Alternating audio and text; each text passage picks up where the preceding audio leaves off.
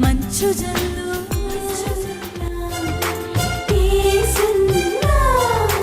మేఘనాథుడై వచ్చుచున్న మేఘారూఢుడా, రెండంచుల ఖడ్గమును నోట ధరించిన వాడా, మృత్యువునకు మృత్యులోకముకు అధికారి అయిన వాడా, యుగ యుగములో సజీవుడైన వాడా, ఏడు దీప స్తంభముల మధ్య సంచరించువాడా, మృతుడై మరలా బ్రతికిన వాడా, అగ్ని జ్వాలల వంటి కన్నులు కలిగిన వాడా, అపరంజని పోలిన పాదములు కలిగిన వాడా, దావీదు తనయా హోసన్నా, యూదుల రాజా యేసన్నా, యేసన్నా, యేసన్నా.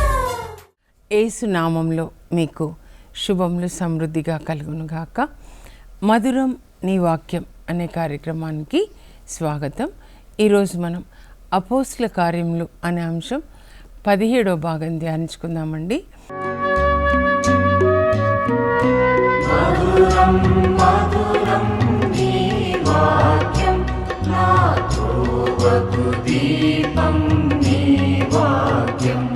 అపోస్తుల కార్యములు 21 నుంచి 26 అధ్యాయాల వరకు చూద్దాము. ఇక్కడ సారాంశం ఏంటంటే, పౌలు 3వ సువార్త ప్రయాణం ముగించుకొని యెరూషలేముకి వస్తాడండి. అక్కడ పెద్దలకి తాను వివరిస్తాడు తన యొక్క సేవని గురించి. మరి యెరూషలేంలో యాకోబు, చిన్న యాకోబు బిషప్ కనుక తనకి సేవ అంతా కూడా వివరిస్తాడు. ఆయన అధికారి కాబట్టి అధికారులకి లోబడి ఉండాలి, సేవ ఎలా జరిగింది అని చెప్పి. ఆ తర్వాత అక్కడ యెరూషలేం దేవాలయంలో మరి తన శుద్ధీకరణ సంస్కరణలో పాల్గొంటున్నప్పుడు యూదులు వచ్చి అతన్ని బంధిస్తారనమాట. ఆ తర్వాత అతన్ని న్యాయసభ ముందు విచారణ చేస్తారు, చంపాలి అనుకుంటారు యెరూషలేంలో. కనుక సైన్యాధికారి లీసియా అక్కడి నుంచి కైసారియాకి రాత్రే పంపించేస్తాడు. ఇంకా కైసారియా చెరసాల్లో ఆయనను పెడతారు. అక్కడ కైసారియాలో అక్కడ రాష్ట్రపతి ఫెలిక్స్ అతన్ని విచారణ చేస్తాడు. అతని తర్వాత ఇంకొక రాష్ట్రపతి కొత్తగా వస్తాడు, ఆయన పేరు ఫెస్తు, ఆయన కూడా విచారణ చేస్తాడు. తర్వాత హెరోద్ అగ్రిప్పా II ఆయన కూడా మరి కైసారియాలో పౌలుని విచారణ చేసిన తర్వాత వాళ్ళు ఏం డిసైడ్ చేస్తారంటే, అసలు ఈయనని చెరసాల్లో పెట్టడానికి కానీ ఈయనని చంపడానికి కానీ తగిన నేరం ఏది కూడా ఈయన చేయలేదు అని వాళ్ళు నిర్ణయిస్తారండి. అయితే పౌలు ఏమంటాడంటే, నేను చక్రవర్తికి విన్నవించుకుంటాను, రోమ్కి వెళ్ళి అక్కడ చక్రవర్తికి విన్నవించుకుంటానని చెప్తాడు. ఎందుకంటే యేసు ప్రభు ఆయనకి ఒక రాత్రి పౌలు ప్రక్కన నిలబడి చెప్తారనమాట, ఇప్పుడు నువ్వు ఎట్లా ఇక్కడ యెరూషలేంలో నా గురించి సాక్ష్యం ఇచ్చావో అక్కడ రోమ్లో కూడా అలాగే సాక్ష్యం ఇవ్వాలి అని చెప్తే పౌలు యేసు ప్రభు చెప్పిన దానికి విధేయిస్తాడండి. ఇది ఈరోజు మనం ధ్యానించుకోబోయే ముఖ్యాంశం అన్నమాట. ముఖ్యాంశములు 21 అధ్యాయం నుంచి 26 వరకు అండి. కొంచెం చదివేటప్పుడు అర్థం కానట్లుగా ఉంటుంది, అందుకే నేను సింపుల్గా చెప్తున్నాను. పాయింట్స్ కూడా చివరిలో నేను చదువుతాను, మీరు స్క్రీన్ మీద చూసి రాసుకొని తర్వాత మీరు చదువుకోండి. కుటుంబంగా లేదా ఫ్రెండ్స్గా కూర్చొని డిస్కస్ చేసుకోండి. బెరయా సంఘం వాళ్ళు పౌలు బోధించినది నిజమా కాదా అని ఇంటికి వెళ్ళిన తర్వాత పరిశుద్ధ గ్రంథాన్ని, లేఖనములను పరిశీలిస్తూ ఉన్నారనమాట. ఇంకా ఏథెన్స్ మనం ధ్యానించుకున్నాం కదా, వాళ్ళందరూ ఒక చోట కూర్చుంటారు, వాళ్ళకి ప్రతిరోజు క్రొత్త విషయాలు కావాలన్నమాట. అందువల్ల పౌలు తెలివిగా వాళ్ళకి ఏదో నేను వచ్చేటప్పుడు దారిలో తెలియని దేవునకు అనే గుడిని చూశాను, ఆ దేవుని గురించి ఈరోజు మీకు చెప్తానంటే అబ్బాయి ఎంత కొత్తగా ఉంది అని వింటారు, తర్వాత యేసు ప్రభుని విశ్వసిస్తారనమాట. సో మీరు ఇక్కడి నుంచి కొంచెం మెల్లగా చదువుకోవాలండి. మూడవ సువార్త ప్రయాణం పౌలు మరి ఎఫెస్కి వెళ్తాడండి. 3 సంవత్సరాలు అక్కడ బోధిస్తాడు. ఆ తర్వాత మరో 2 సంవత్సరాలు రెండవ సువార్త ప్రయాణంలో పౌలు ఎక్కడెక్కడ విజిట్ చేశాడో వాటిని మరోసారి దర్శిస్తాడు. రెండవ సువార్త ప్రయాణం గ్రీసు, మాసిడోనియా అన్నమాట. అయితే మొదటి సువార్త ప్రయాణం గలతీ పట్టణాలు. ఇవి 3 మనం జ్ఞాపకం పెట్టుకోవాలండి. మొదటి సువార్త ప్రయాణం గలతీ పట్టణాలు అన్నమాట, Galatian cities. Second missionary journey Greece దేశాలు, అలెగ్జాండర్స్ గ్రీస్ దేశాలు, అందులో ఫిలిప్పి, తెస్సలోనికా ఇవన్నీ ఉంటాయన్నమాట. మూడవది ఒకే ఒక పట్టణం అన్నమాట, ఎఫెస్ పట్టణం. దాని మీద ఎక్కువ ధ్యాస చేస్తాడు. తర్వాత పౌలు మరి తన ఆత్మీయ కుమారుడు తిమోతిని అక్కడ బిషప్గా అపాయింట్ చేస్తాడనమాట. అపాయింట్ చేసిన తర్వాత 64లో మొదటి లేఖను రాస్తాడు తిమోతికి, ఎలా ఈ సంఘాలు నడిపించాలి. ఎఫెస్ దాని చుట్టూ ఉన్నటువంటి సంఘాలు అన్నమాట. ఈ పౌలు రాసినటువంటి 14 లేఖలు కూడా ఎఫెస్లో తిమోతి భద్రపరుస్తాడండి. అందువలన ఈరోజు మనకి పౌలు లేఖలు ఉన్నాయన్నమాట. ఇప్పుడు 21వ అధ్యాయానికి వచ్చేద్దామండి. పౌలు ఎఫెస్లో తన సువార్తని ముగించుకొని కైసారియా పట్టణానికి వస్తాడు. మధ్యలో ఇంకా కొన్ని పట్టణాలు ఆయన కవర్ చేస్తాడు, కానీ అవి ఇప్పుడు మనం ధ్యానించుకోవట్లేదు. కైసారియా పట్టణంలో నేను మీకు మ్యాప్ ద్వారా చూపిస్తాను. కైసారియా పట్టణంలో 7 డీకన్స్లో ఒకరైన ఫిలిప్పు అక్కడ సెటిల్ అవుతాడండి. దేవుడు ఆయనను అక్కడ పంపిస్తారు. అక్కడ ఆయన సువార్త బోధిస్తున్నాడు. మన అపోస్తల కార్యాల 6వ అధ్యాయంలో మరి విశ్వాసుల సంఖ్య పెరుగుతూ ఉంటే అక్కడ గొనగడం మొదలు పెడతారు.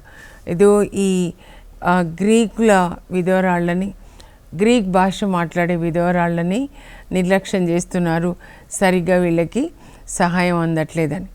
అప్పుడు అపోస్తులు చెప్తారు, మీరు పరిశుద్ధాత్మతో విశ్వాసంతో నింపబడిన వాళ్ళని, జ్ఞానం కలిగిన వాళ్ళు 7 ఎన్నుకొనండి, ఈ సేవా పరిచర్య వారికి అప్పచెప్తామని. అప్పుడు మా సమయం అంతా ప్రార్థనలో మరి ప్రసంగించుటలో మేము గడుపుతాము అని చెప్పి, అప్పుడు వారి ప్రతిపాదనని అంగీకరించి క్రీస్తు సంఘం 7 పరిశుద్ధాత్మతో నింపబడిన వారిని, సేవ చేయడమే సహాయం చేయడం అన్నమాట. ఆ సహాయం చేయడం సోషల్ సర్వీస్, కానీ దానికి కూడా పరిశుద్ధాత్మ, ఎందుకంటే డబ్బులు పంచిపెట్టడం అన్నమాట. సో పరిశుద్ధాత్మ ఉన్న వాళ్ళైతే నీతిగా డబ్బు పంచిపెడతారండి. అలా 7 ఎన్నుకుంటారు కదా. 7లో మొదటి పేరు స్టీఫెన్ అండి, రెండో పేరు ఫిలిప్ అన్నమాట. స్టీఫెన్ అయితే చంపబడతాడు. ఇప్పుడు ఆ ఫిలిప్పు ఇక్కడ కనబడతాడనమాట కైసారియాలో. ఆయనకి 4 కుమార్తెలు. ఆ 4 కూడా దేవుని వాక్యాన్ని ప్రసంగించుచు వాళ్ళు ప్రవచిస్తున్నారంట. ఎంత ధన్యత చూడండి. ఫిలిప్పు సువార్త బోధిస్తున్నాడు. తన 4 కుమార్తెల్ని కూడా సువార్త బోధించడానికి దేవుడు అభిషేకం ఇస్తారనమాట. సో ఆ విధంగా ఆయన ప్రార్థించి ఉండొచ్చు. ఆ విధంగా పిల్లల్ని ఆయన తయారు చేశాడనమాట. మన పిల్లల్ని కూడా అలా మరి మనం తయారు చేయాలి, దాని కొరకు ప్రార్థించాలి. అయితే అక్కడికి పౌలు ఆ టీం అంతా కూడా కైసారియాలో ఫిలిప్పు ఇంట్లో ఉండగా మరి యెరూషలేము నుండి ఒక ప్రవక్త వస్తాడండి. ఆయన పేరు అగాబ్ అన్నమాట. మనం చూసినట్లయితే ఇంతకుముందు 11వ అధ్యాయంలో కూడా 28వ వచనం అక్కడ వీళ్ళు పౌలు వాళ్ళు యాంటియోకియాలో ఉన్నప్పుడు వస్తాడు. అప్పుడేం ప్రవచిస్తాడంటే భూలోకంలో పెద్ద కరువు వస్తుందని. అలాగే వస్తుంది కూడా. అందువల్ల ఆ పౌలు బర్నబాలు అక్కడ యాంటియోకియాలో గ్రీక్ క్రైస్తవులు వాళ్ళ దగ్గర నుంచి డబ్బు పోగు చేసి వెళ్ళి యెరూషలేములో ఉన్న క్రైస్తవులకి ఆ సహాయాన్ని అందిస్తారనమాట. ఎందుకంటే వీళ్ళు చాలా ధనికులుగా ఉన్నారు. ఇప్పుడు ఈ ప్రవక్త కైసారియాకు వచ్చి పౌలు ఉన్న చోట అనమాట ఫిలిప్ వాళ్ళ ఇంటికి వస్తాడు. వచ్చేసి పౌలు నడుముకి కట్టుకున్న తాడు తీసుకుంటాడండి. తీసుకొని తన చేతులు తీసుకొని తన చేతులు కాళ్ళు తాళ్లతో బంధించి, ఇదిగో ఈ వ్యక్తి, ఈ తాడు ఎవరిదో, ఈ తాడు గల వ్యక్తి యెరూషలేములో యూదులచే ఈ విధంగా బంధింపబడతాడు అని ప్రవచిస్తాడనమాట.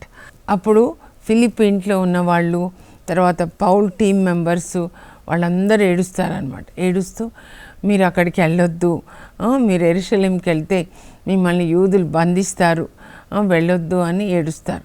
అప్పుడు పౌలు అంటాడు, ఎందుకు మీరు ఈ విధంగా ఏడుస్తున్నారు? ఏడుస్తూ నా హృదయాన్ని ఎందుకు మీరు బ్రద్దలు చేస్తున్నారు? నేను యెరూషలేంలో బంధింపబడ్డకే కాదు, నా క్రీస్తు కొరకు ప్రాణాలు ఇవ్వడానికి కూడా నేను సిద్ధంగా ఉన్నాను. నేను ఆయన కొరకు ప్రాణాలు అర్పించడానికి సిద్ధంగా ఉన్నాను. దయచేసి మీరు ఏడవకండి, నా గురించి ఇలా మీరు ఏడవకండి అని చెప్తే, ఇంకప్పుడు వాళ్ళు ప్రార్థిస్తారు, ప్రభా మీ చిత్తం ఏంటో అదే నెరవేరును గాక. అప్పుడు పౌలు అంటాడు, మీరు ఈ విధంగా ప్రార్థించండి, నేను అక్కడికి వెళ్ళొద్దు, బంధింపబడొద్దు అని కాదు, అది దేవుని చిత్తం అయితే అది జరుగునుగాక అని ప్రార్థించండి అని. అప్పుడు ఇంకా అక్కడి నుంచి ఫిలిప్ వాళ్ళ ఇంట్లోంచి వాళ్ళు కైసరియా నుంచి యెరూషలేంకి వస్తారండి. యెరూషలేంలో నాసోను అనే ఆయన ఇంట్లో వాళ్ళు బస చేస్తారనమాట. ఆ రోజులలో విశ్వాసులు ఎట్లా ఉండేవాళ్ళంటే, వేరే పట్టణం నుంచి విశ్వాసులు వచ్చిన, దైవజనులు వచ్చిన వాళ్ళ ఇంట్లో ఆతిథ్యం ఇచ్చేవాళ్ళు అనమాట.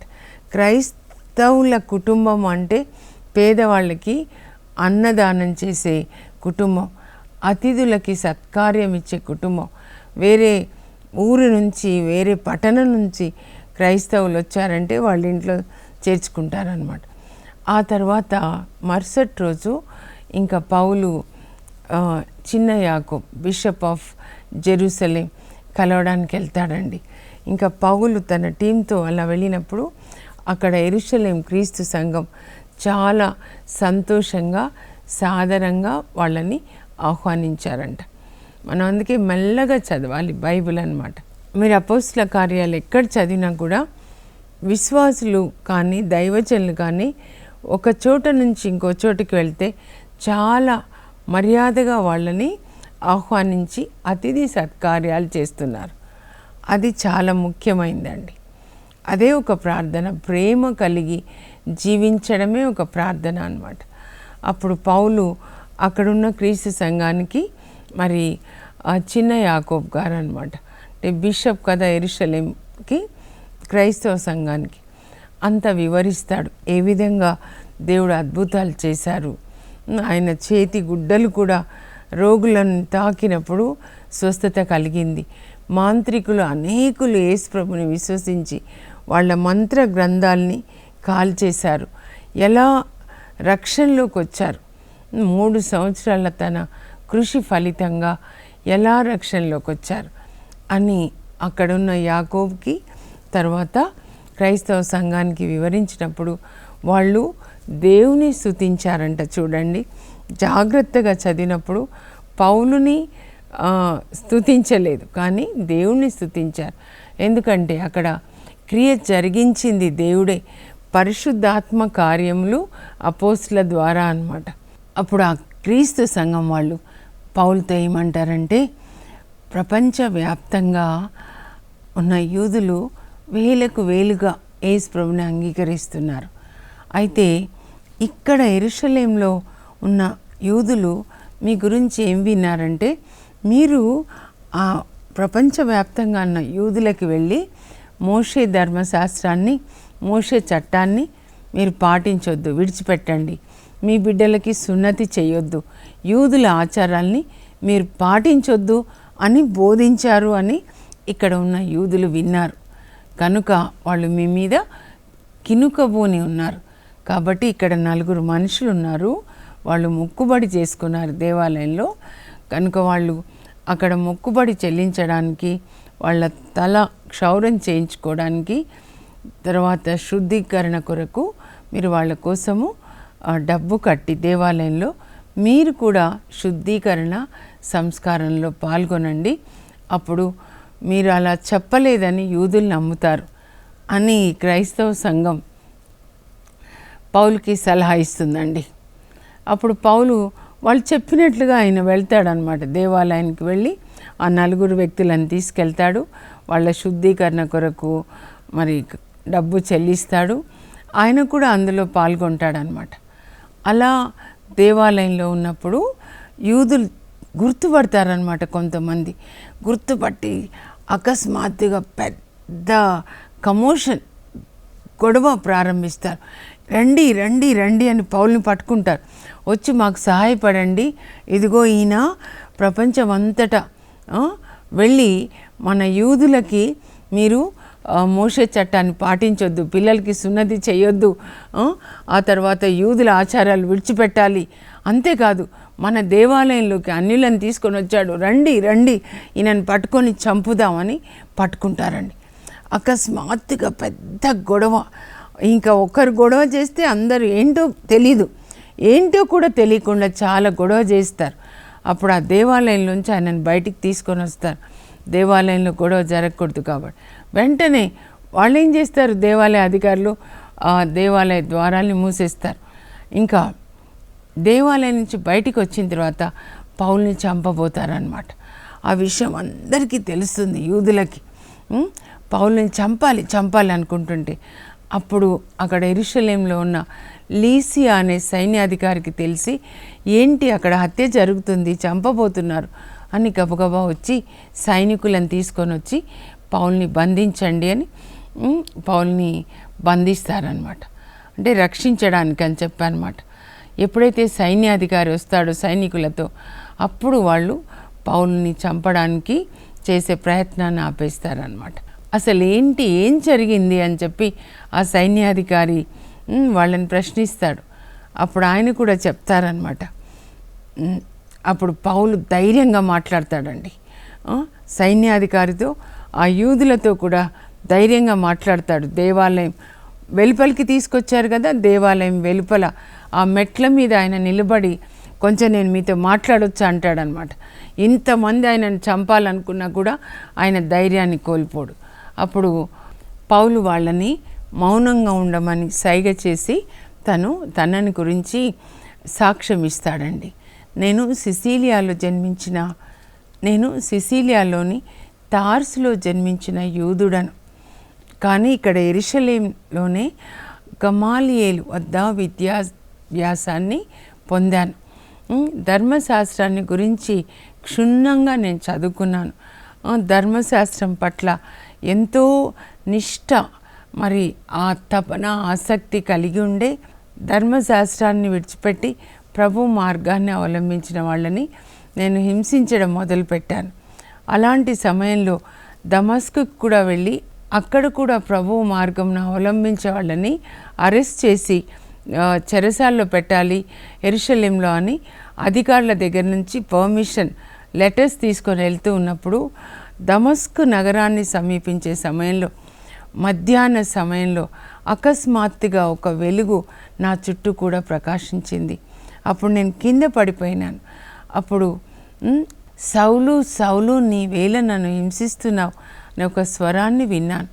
మీరెవరు ప్రభు అని నేను ప్రశ్నించాను. అప్పుడు నీవు హింసిస్తున్న క్రీస్తును నేను అని చెప్పేసి, ఇంకా నీవు దమస్కులోనికి వెళ్ళు, అక్కడ నువ్వేం చేయాలో నేను చెప్తాను అని ప్రభు చెప్పినప్పుడు నేను దమస్కులోనికి వెళ్ళాను. అక్కడ అనాని అనే భక్తుడు నా తల మీద చేతులుంచి ప్రార్థించినప్పుడు నా కంటి పొలుసులు రాలిపోయినాయి. అంతేకాదు ఆయన చెప్పాడు, సౌలు సోదరా, నీవు దేవుని చిత్తాన్ని తెలుసుకోవడానికి యేసు ప్రభు తన సొంత స్వరంతో చెప్పింది వినడానికి దేవుడు నిన్ను ఎన్నుకున్నాడు. యేసు ప్రభు అంటే నీతిమంతుడకు తన సేవకుడు అని ఉంటుందండి. స్వంత స్వరంతో చెప్పింది నువ్వు విని అన్యులకి నీవు సాక్షిగా ఉండడానికి దేవుడిని నిన్ను ఎన్నుకున్నాడు. ఏదైతే నువ్వు వింటావో యేసు ప్రభు నుంచి అది అందరికీ ప్రకటించడానికి, అన్యులకి వెలుగై ఉండడానికి దేవుడిని నిన్ను ఎన్నుకున్నాడు అని ఆ అనానీయ భక్తుడు నాతో చెప్పాడండి. ఆ తర్వాత నేను దమస్కు నుంచి యెరూషలేంకి వెళ్ళాను. యెరూషలేం దేవాలయంలో నేను ప్రార్థిస్తున్నప్పుడు నేను ఎక్స్టసీలోకి వెళ్ళిపోయాను, పరవశుడైనా. అప్పుడు ప్రభు నాతో మాట్లాడారు, ఇక్కడ యెరూషలేంలో నీవిచ్చే సాక్ష్యాన్ని వీళ్ళు అంగీకరించరు అని ప్రభు చెప్పినప్పుడు నేను ప్రభుతో చెప్పాను, అవును ప్రభా, ఇక్కడ నీ మార్గాన్ని అవలంబించే వాళ్ళని నేను చాలా హింసించాను, దౌర్జన్యం చేశాను, స్టీఫెన్ హత్యకి నేనే ఆమోదాన్ని ఇచ్చాను ప్రభా, చాలా హింసించాను. కనుక ప్రభు చెప్పారు, నువ్వు ఇక్కడ వద్దయ్యా, యెరూషలేంలో నిన్ను చాలా దూరం అన్యుల యొద్దకు పంపిస్తాను అని ప్రభు చెప్పారు నాతో అని. అంతవరకు వాళ్ళు వింటారనమాట. ఇంకా ఆయనని కొట్టాలి అని అనుకున్నప్పుడు మళ్ళా కోటలోనికి తీసుకెళ్తాడు లీసియా సైన్యాధిపతి, ఆయనని కాపాడతారు. తరువాత ఆయనని న్యాయసభ ఎదుట నిలువబెడతారనమాట. అక్కడ న్యాయసభలో పరిసయ్యులు ఉన్నారు, సద్దుకయ్యులు ఉన్నారని పౌలు గ్రహిస్తాడండి. పరిశుద్ధాత్మ ఆయనకు చెప్తాడు. అప్పుడు ఇంకా పౌలు ఏమని మాట్లాడతాడంటే న్యాయసభ ఎదుట, నేను పరిసయ్యుడను, పరిసయ్యుల కుమారుడను, మృతుల పునరుత్థానము కలదు అని నేను బోధించుటచే, నేను నమ్ముటచే ఈరోజు మీ ఎదుట నిలువబడి తీర్పు చేయబడుతున్నాను అని చెప్పగానే అక్కడ పరిసయ్యులు సద్దుకయ్యులు ఉన్నారు కదండి. పరిసయ్యులేమో మృతుల పునరుత్థానాన్ని నమ్ముతారు, సద్దుకయ్యులు మృతుల పునరుత్థానాన్ని నమ్మరు. దేవదూత ఆత్మ లేరు, పునరుత్థానం లేదు అని వాళ్ళు అనమాట నమ్ముతారు. అప్పుడు ఇంకా వాళ్ళలో వాళ్ళు కలహించుకుంటూ ఈ పరిసయ్యులలో ధర్మశాస్త్ర బోధకులు లేచి చెప్తారు, అసలు ఈయనేం తప్పు చేయలేదు, ఎందుకంటే పరిసయ్యుడని చెప్పాడు కదా, వాళ్ళు కూడా పరిసయ్యులే కదా, ఏం తప్పు చేయలేదు, అసలు ఈయనలో ఏ తప్పు లేదు. ఇంకా వాళ్ళు ఏం చేస్తారంటే వాళ్ళలో వాళ్ళు పోట్లాడుకోవడం మొదలు పెడతారనమాట ఆ న్యాయసభ వాళ్ళు. ఇంకా అప్పుడు అక్కడి నుంచి మళ్ళీ సైన్యాధికారి లీసియా ఆయనని కోటలోనికి పంపించేస్తాడు. ఆ తర్వాత యెరూషలేంలో ఒక 40 మంది కంటే పైగా యూదులు వాళ్ళు ప్రతిజ్ఞ చేస్తారండి, ఈ సౌల్ని చంపే వరకు మేము అన్నం తినం, అన్నం ముట్టుకుంటే ఒట్టు అని ఎట్లాగైనా చంపాలి అని. అప్పుడు ఆ విషయాన్ని పౌలు వాళ్ళ అక్క కొడుకు పౌలుకి చెప్తే పౌలు ఆ విషయాన్ని తెలియజేస్తాడనమాట సైన్యాధికారి. అప్పుడు సైన్యాధికారి అనుకుంటాడు, యెరూషలేంలో యూదులు ఈయన మీద ఇంత కుట్రలు పన్నుతున్నారు కనుక ఇక్కడ ఉంచడం సేఫ్ కాదని కైసారియాకు పంపిస్తారండి. అక్కడ కైసారియా రాష్ట్రపతి అయినటువంటి ఫెలిక్స్ ఆయనని విచారణ చేస్తాడు. అప్పుడు ఆయన పౌలు వివరిస్తాడనమాట, మీరు నన్ను విచారింపదగిన నేరమేది నేను చేయలేదండి, యూదుల ఆచారాలకు వ్యతిరేకంగా నేనేది బోధించలేదు, కనుక మీరు నా మీద దయ చూపించండి అని అడగడానికి కూడా నేను ఇక్కడ రాలేదు అని చెప్తాడనమాట. ఆ తర్వాత ఈయన మారి ఈ ఫెలిక్స్ స్థానంలో క్రొత్త రాష్ట్రపతి గవర్నర్ వస్తాడనమాట ఫెలిక్స్. ఆయన ఎదుట కూడా నిలబెట్టినప్పుడు అక్కడ కూడా అదే చెప్తాడనమాట, నేను ఈ మా పూర్వుల యూదుల ఆచారాల్ని ఉల్లంఘిస్తూ ఎక్కడ బోధించలేదు, నేను నమ్ముతాను మోషే ధర్మశాస్త్రాన్ని అని చెప్తాడనమాట. చెప్పి ఆయన ఏం చెప్తాడంటే ఇంకా పౌలు చివరికి, నేను ఇక్కడ కైసారియలో కాదు, రోమ్కి వెళ్ళి అక్కడ చక్రవర్తికి విన్నవించుకుంటాను. ఎందుకంటే యేసు ప్రభు ఒకరోజు రాత్రి పౌలు ప్రక్కన నిలబడతారండి.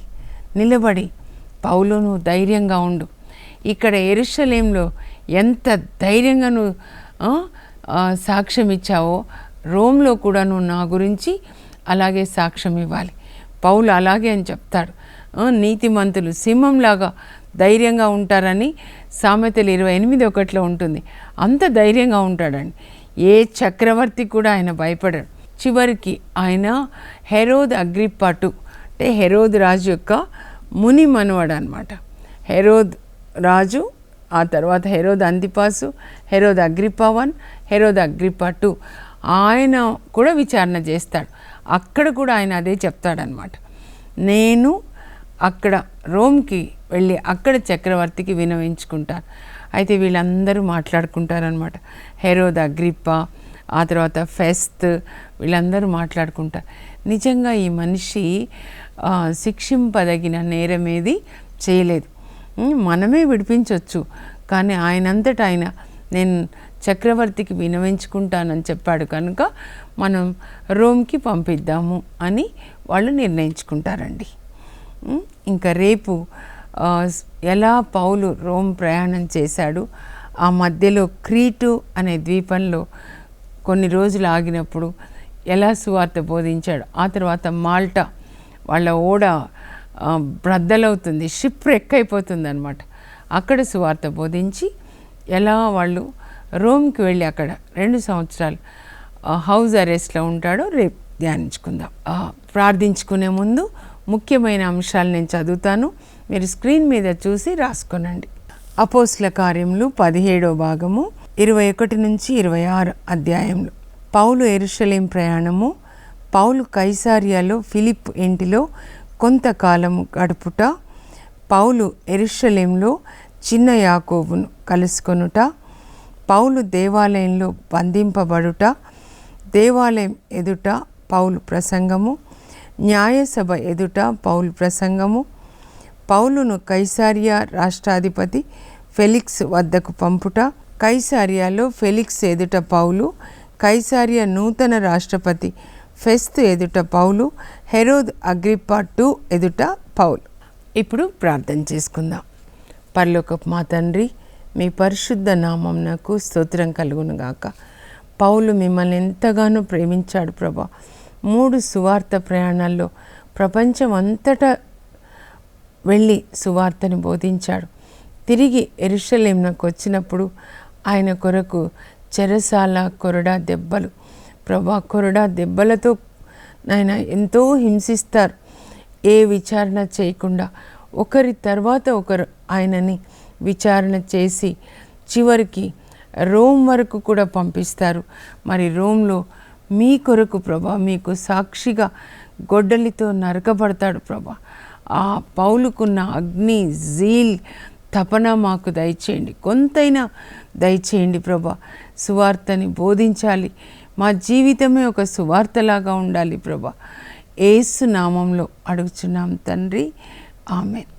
పౌలు 3 సువార్త ప్రయాణాల తర్వాత తిరిగి వచ్చినప్పుడు అతని కొరకు చెరసాల, కొరడా దెబ్బలు, అయినా కూడా ప్రభు కొరకు అన్నింటినీ ఆయన ప్రేమతో సహిస్తాడండి.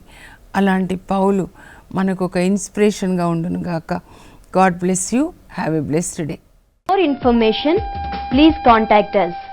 Our address, Mrs. Jacinta Rani, 214 Pavani Estates, near St. Anthony's High School, Himayat Nagar, Street number 8, Hyderabad 29. మంచు జల్లు, ఇది మహిమ జల్లు, మంచు జల్లు, పరలోక జల్లు, మంచు జల్లు, ఇది ఆత్మ జల్లు, మంచు జల్లు.